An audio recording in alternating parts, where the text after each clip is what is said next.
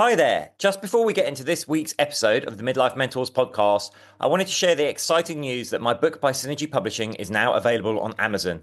And if you're in the UK, at Waterstones, Smiths, Blackwell's, and other good bookshops. The Midlife Male Handbook, A Man's Guide to Thriving Through Andropause, is 3 years in the making. Inspired by my own struggles when I hit my late 40s, and also because I see so many midlife men suffering in silence. I couldn't find anything out there that explained what was happening to me, or more importantly, how to make positive changes.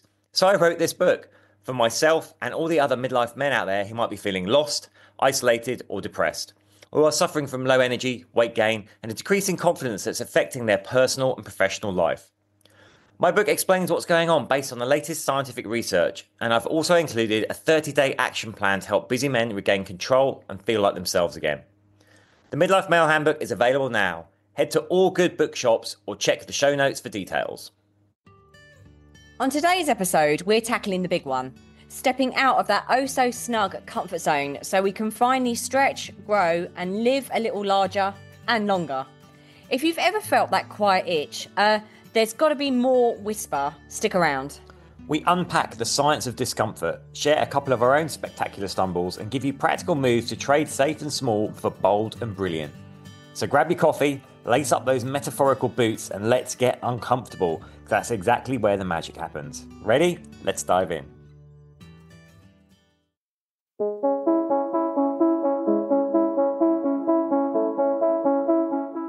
Hi, I'm James Davis. And I'm Claire Davis. We're the Midlife Mentors, here to lift the lid on how to achieve health and happiness. The balanced, no-nonsense way.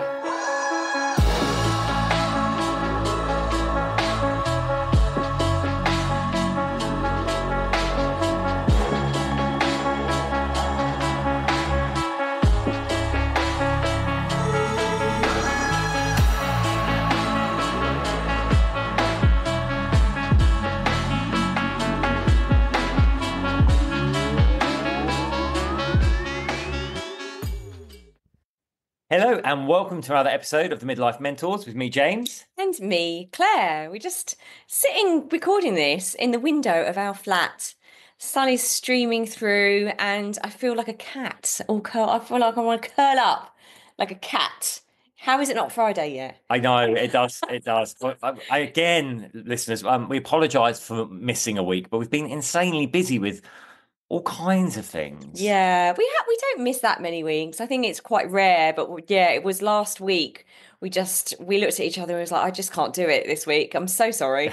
But yeah, we've just had a really insanely crazy, I would say 3 weeks, haven't we? It's been your book launch. Ideal Home Show. 3 times. 2 weekends running. Yeah. Your half marathon. Yeah, then I did a course for two days at the beginning of exciting course. Because we are talking about going outside our comfort zone. We are talking about going outside our comfort zone. Aren't we? Yeah. So I really took myself outside my comfort zone on Monday and Tuesday this week, which we'll probably go on to share. But James has been taking himself massively. Who knew that pole dancing could be so challenging? Oh dear. We're vibing on a different level today. Let's see how this podcast gets recorded, shall we? I want to curl up like a cat, and James is talking about pole dancing. I mean, that's typical. So yeah, but you've been taking yourself outside your comfort zone a lot, and so have I think. So we just thought, let's talk about that today, because I know we've mentioned it on other podcasts, but I'm sure we haven't done one solely on comfort zones. I don't believe we have. And I think it is so important to explore because it's so easy to get stuck in that zone of comfort. Yeah. Where we feel, maybe it's like life isn't how we want it to look, but in some way we feel safe and secure on some level. So the thought of changing something or the challenge of moving forward just seems like it's going to be too uncomfortable or too risky. And we let ourselves be talked out of it. And I think particularly at midlife, we have said this is one of our phrases. You know, when we're younger, we play to win. We haven't got as much. So we're like, oh, you know, screw it. I'll have a go at that. I'll have a go at that. I'll have a go at that and see whatever lands. Sounded very Dartford there, didn't I? Have a go at that. But as we get older and we start gathering our status, our material possessions, these things that make up, I suppose, our self-identity, we become a lot more fearful of losing those things. So we stop playing to win and we play not to lose the things, really. So we're a lot more careful, we're resistant to change, we don't take so many risks. That's also because we've probably been disappointed in the past. We've taken risks and they haven't worked, and then we felt embarrassed and we've got disappointed and disillusioned. So there's that as well. So all of these things can make up the fact that we just stay in our comfort zone, really. So midlife, this is particularly common.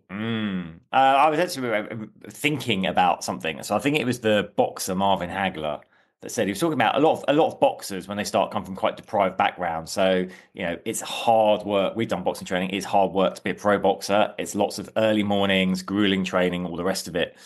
And he said on success, he said when you're going to bed in silk pajamas, it's hard to get up at 5 a.m. to go and do road work.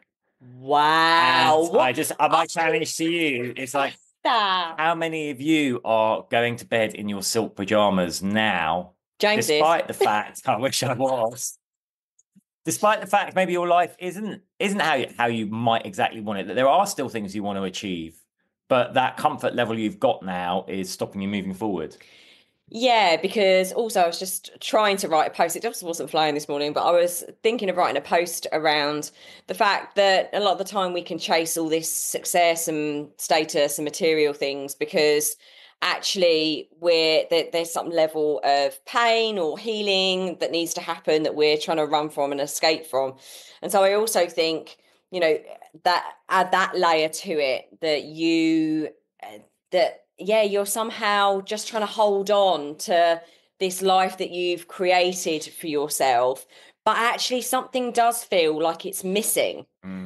Something does feel like it's wrong, and you can't shake it off, but you keep on going, you keep on pushing, you keep on striving to keep on ticking things off your to-do list and all these sorts of things, but you just get stuck in this hamster wheel going round and round and round and round. You can't kick this feeling as well. Like you're waking up in your silk pajamas going, why aren't I happy? Like, why aren't I content? Why is this feeling that fulfillment and peace and nirvana that I was expecting to have, that everyone promised me at a certain time in my life, why am I not having that? And again, you might feel uncomfortable around that and it might not feel very nice, but going outside of your comfort zone just doesn't feel like an option for all of the reasons we've just discussed. Does that make sense? It does. I mean, probably explore like what the comfort zone is and why we stay there. So I think we've talked about it quite generally. We probably will have an understanding, a vague understanding of what the comfort zone is.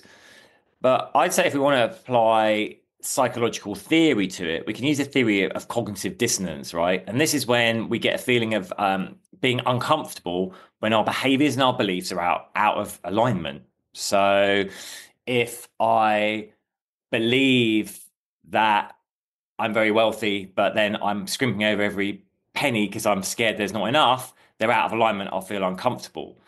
And so I think the comfort zone is when we've reached that point where actually there's not too much cognitive dissonance. And I'm not saying there will never be any, because I think there's always some bubbling away somewhere with some aspect of our life. But we sit there and there's no dissonance. It's like, okay, well, I'm just comfortable where I am. And if we look into theories of psychoanalysis and the subconscious, then the subconscious's role is to keep you safe. But safe is a very loose definition for the subconscious. It basically means you're alive and functioning. And anything that would change the current state, the status quo, it sees as a threat. And this is why you get the tragic stories, people staying in really horrific situations, and you're thinking, well, why didn't they just change it? Why didn't they get up and move? Because, well, their subconscious, like, even though they might consciously really want to change that, their subconscious is just like, well, you're still alive, you're still functioning, so if you try and do something else, that'll be a big risk to our actual survival. So this is the problem. Our subconscious views every risk we're going to take as potential for an existential threat to our very being. And this keeps us locked into this comfort zone.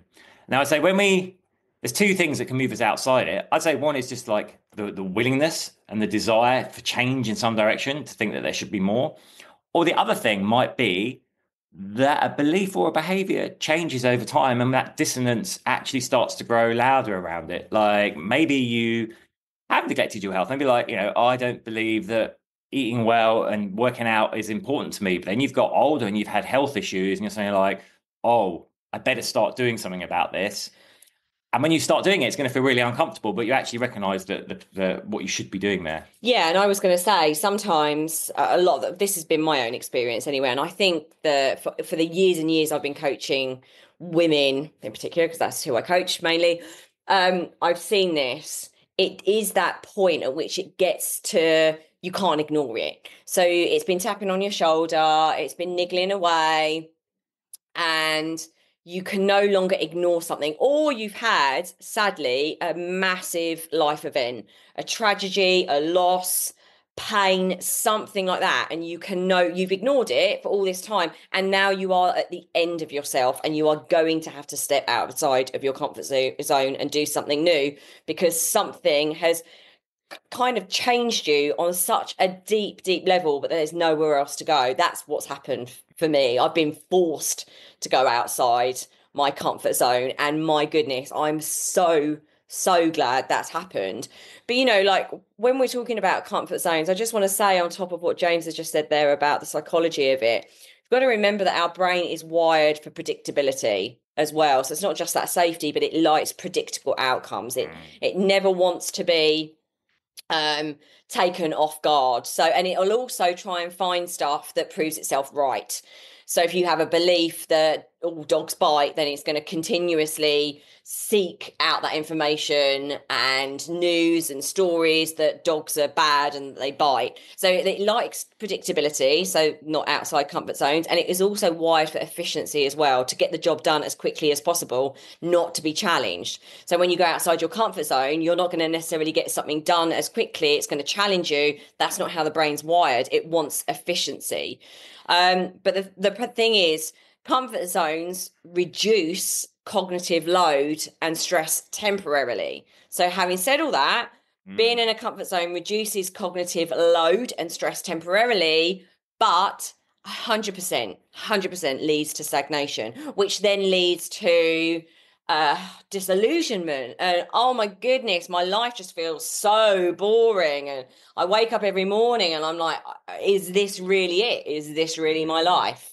So I think, I'm sometimes challenged on that. People are like, well, if the comfort zone is comfortable, why would I want to move out of it? And I understand that, but maybe we shouldn't be calling it comfort zone. We should be calling it the making do zone, because that's what it is really. Yeah. That's what it is really. Yeah, and your life's not meant to be like that, really. It's supposed to be well, I personally think it's supposed to be an evolvement. That's not even a word, but an evolving of you. It's a becoming. It's not I'm here, I'm stuck here, that's it, I'm done. It's a constant becoming, a journey of, self-discovery and adventure and excitement. Yeah. So let's talk about the process of growth, about moving out of the comfort zone. Well, I guess first of all, you've got to take a decision that you are prepared to move. And just a word of warning: when you do decide that, your subconscious, that little voice inside, is going to kick back hard against you, telling you all the reasons why you shouldn't do it, why you're bound to fail at it, etc., etc. And this maps quite nicely onto what we call the growth zone model. So you're in your comfort zone, you decide you want to change something, so you move forward. Then you'll be in the fear zone. And this is really when your subconscious is running riot, telling you you've made a terrible mistake, you'll never make it, who are you to try and do this type of thing? You might even feel your heart racing now, like starting to pick up pace now, because I don't even know what that feels like. Yeah, and I'll be brutally honest, most people step into the fear zone and then step back again. Yeah. Because it's so scary. And this is the really tough part. Because again, as human beings, we're wired to take action based on results. So we've got to keep pushing through that fear zone, where we might not necessarily be seeing the results of our new behaviors or beliefs, whatever it is we're doing. We might not see it yet, and so it's going to continue being scary. And every time you get a negative experience, your subconscious will be like, "Oh, I told you so. I told you so." But eventually, you'll start to move through that. That voice will quieten down. You'll move to a learning phase, the learning zone. You're like, okay, That's I'm starting beautiful. to get this now. I Mm. understand it. There'll still be setbacks. You'll still might slip back into that fear zone every now and again, but you'll be in it less and less. I say this is one you go forwards and backwards to, and eventually you'll be more time in the learning zone than the fear zone. And then you move into the growth zone where you're actually like, okay, this is happening for me now. I'm moving forward. I'm a new person, and that helps with a new belief, It doesn't it? does, yeah. It's also actually though, before we all start celebrating waving our hands here, growth zone is when we're like, then we'll figure out the next thing that we need to move forward to. So every level has another devil. Yeah, I think that growth zone is the point where actually you start to that belief system begins to change. So you've got that cognitive dissonance at the beginning of it. It's like, I want to do this, but I don't think it's possible, and I don't think I'm capable of doing it. And as you go through that growth zone model, you get to that growth zone, and that belief then catches up with the actions that you're doing, and then you become that person, you identify as that person. That's really awesome. It is. I love it when that happens. I want you to kind of think about where that's happened in your life now, because a lot of the time, we forget all those things from when we were younger, Mm. when we stepped outside our comfort zones and did things that made us feel really scared because we haven't done them for such a long time, but you have done them and you have been there. So I want you to acknowledge now that you've been through that comfort zone, fear zone, learning zone, and growth zone. And then you stepped into a new self identity around it. I'm gonna give an example from my life. So let's talk about public speaking and putting yourself out there, because Again, that's I one for remember me. we're going back to when GCSEs first came in, and it's the first time they had this oral component. So you actually had to be tape recorded, giving a short talk. I've never heard this story before, by the way. Bearing in mind we live together, work together, and have been together quite a long time. So I've never heard this. What are I you about remember to say? English teacher would call you to the front, and it was in pairs, and then he'd lean forward into this old cassette player and press the button. I'm showing my age here, cassette player, and he'd say your surnames, and then you'd have to talk. But the guy I was doing it with, we built in such a thing, we just kept just like cracking up and laugh, and we couldn't get anything out. And basically, I think I got an F in oral English because I just couldn't stand at the front and speak in front of people. Whereas it was uncomfortable, but I never now knew this I story. step onto main stages and talk to people. Right, I've So never heard. yeah, Never heard know that. that story. Yeah, because I've always thought that I was always the one that was really nervous of public speaking. So yeah, my story is I was always on stage, absolutely loved it. Then got bullied in my secondary school, so then just hid away and got very, very self-conscious, didn't want to be in the limelight, in the sense of worrying what people might be thinking of me, what words might come out, an imposter, all those sorts of things. And actually we shared this at the Idle Home exhibition when we were talking about burnout and stress and all those sorts of things and overcoming limiting beliefs. And that's one of mine. Mine was always public speaking because I was coming at it from that wrong point of view. It was, rather than it being about those people and what they're going to get out of it, it was like very, how am I coming across? Am I going to be all right? Am I going to sound knowledgeable and smart and all those sorts of things? And that's been it's been amazing actually to go through that growth zone model. And also lots of healing in the last couple of years and learning about myself. And yeah, now the beliefs have caught up that, oh yeah, I'm good at public speaking and I like it and it's enjoyable. Yeah. And also the thing I just did on Monday and Tuesday was a course in presenting. And on the Monday, I got there and I was properly outside my comfort zone. I went properly into the fear zone, where I sent James a message going, oh my goodness, this is right outside my comfort zone. I've got the fear and I could feel it. My body was telling me that I was in fear. Then I went into the learning zone. Then I went into the growth zone. And on day 2, I went back into fear zone, learning zone, and growth zone. And actually now I have come out of it already in just 2 days, feeling so much more confident, and that actually that is something that I want to pursue. So yeah, there's never too late to do this. It makes you feel so much, I don't know, you feel so good about yourself when you go through that process. You do, and I think that's worth saying actually. Like, why? Yeah, what? That's a good question. Yeah, why do this? Why create discomfort by stepping out of the comfort zone? Because when you do achieve, you feel good about yourself, and then that will spur further growth. So, and I think as human beings, we're designed to continually grow and evolve, and it's when we stop that we stagnate. We're not meant to, are We're we? not meant to. So how do we start stretching comfortably outside our comfort zones, comfortably outside our comfort zones, safely. So one of the things I would say is really do start small. If you are absolutely terrified of public speaking, don't launch yourself on stage in front of 200 people. Maybe you just actually want to take some time, get some support. This is actually one of the last points, but get some support, get a coach, get a mentor. If this is really important to you, if you are having it as part of your job, I've known lots and lots of people that have had to step on stage, do big meetings, and they're terrified of that public speaking. So, get a coach, get a mentor, get someone you can practice with that you trust. But start small. Maybe it's going into a meeting just of, 5 people and practicing some of the things that you've learned. Then you can build up. Don't expect too much of yourself right at the beginning, and be kind to yourself and celebrate those little wins, So start small and build your way up. Don't have that expectation that you're going to be able to go from 0 to hero straight away. Be prepared for the discomfort, but just get used to it. Just acknowledge it's part of the process, and doing that will actually enable you to move forward. And I think another part of that is, that fear feeling that we've been talking about. Practice reframing that as excitement instead, because they're flip sides of the same coin. And I've always found that helpful. If I'm getting anxious about something, I'll be like, okay, actually, do I want to actually reframe that as I'm excited about it instead? And I find it really helps. Because actually, the body feels exactly the same, like almost exactly the same. And the hormonal, what's going on hormonally is the same response as when we're excited as when we're nervous. So actually, even when we're excited, we get sweaty palms, our heart starts to race, we might get butterflies in our stomach. That's like me when I see you. Oh, no. No, it's very cute, darling.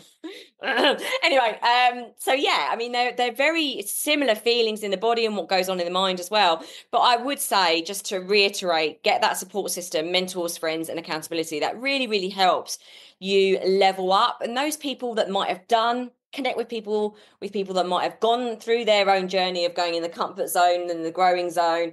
So follow their lead. Those people will be able to really help you, and they'll be able to be empathetic with you. They know what it feels like. So that's really important.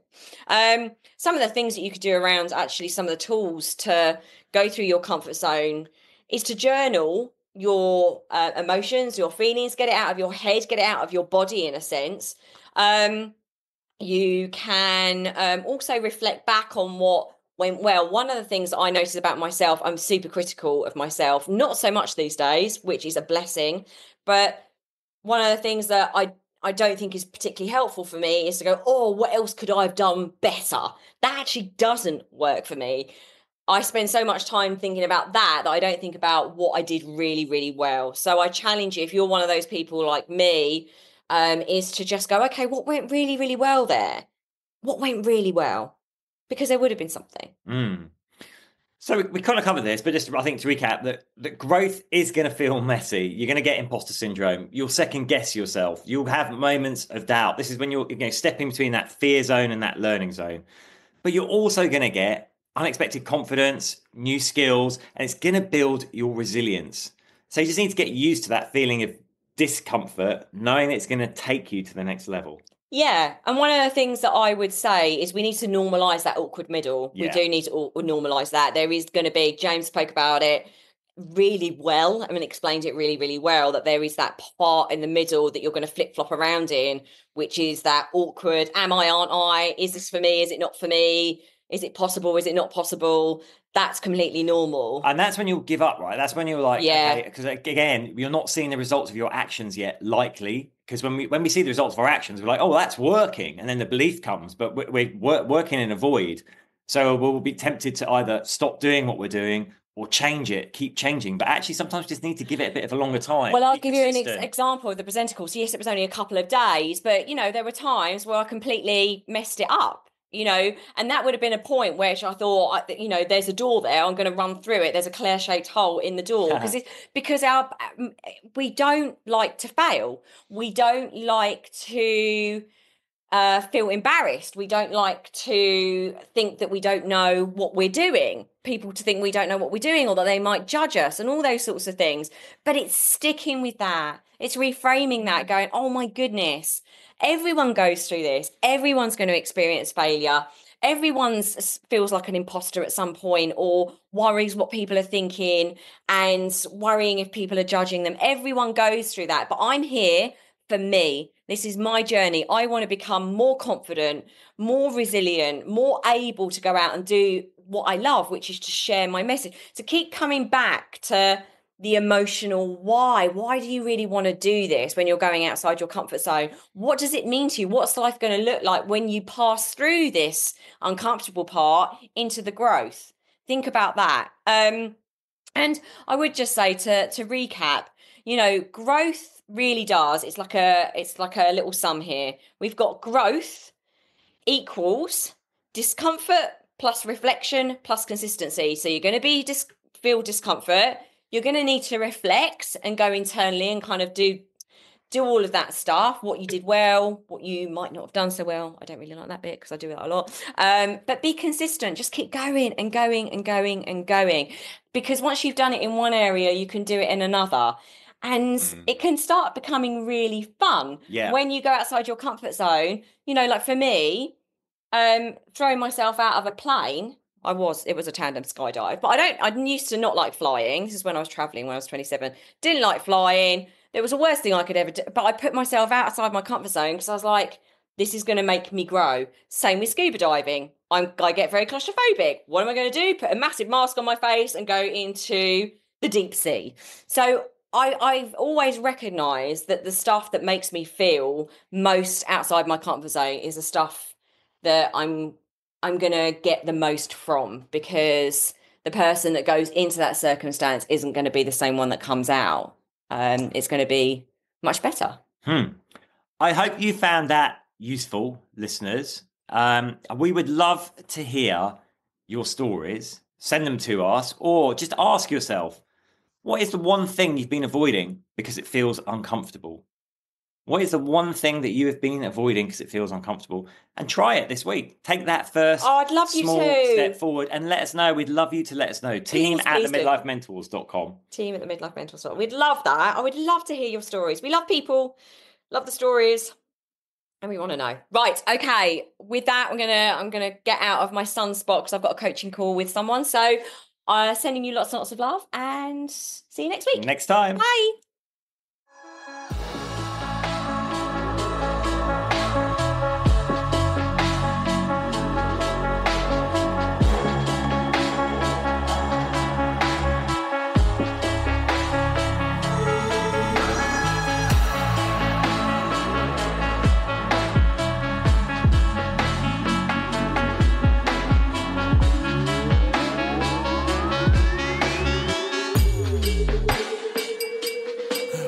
Yeah. You've been listening to the Midlife Mentors with Claire and James Davis. We'd love to hear from you. So drop us a line at info@themidlifementors.com with any questions or topic suggestions. And make sure you join us on our Facebook page and YouTube channel. You can find us under the Midlife Mentors. Yeah. What? Yeah. Yeah. Yeah.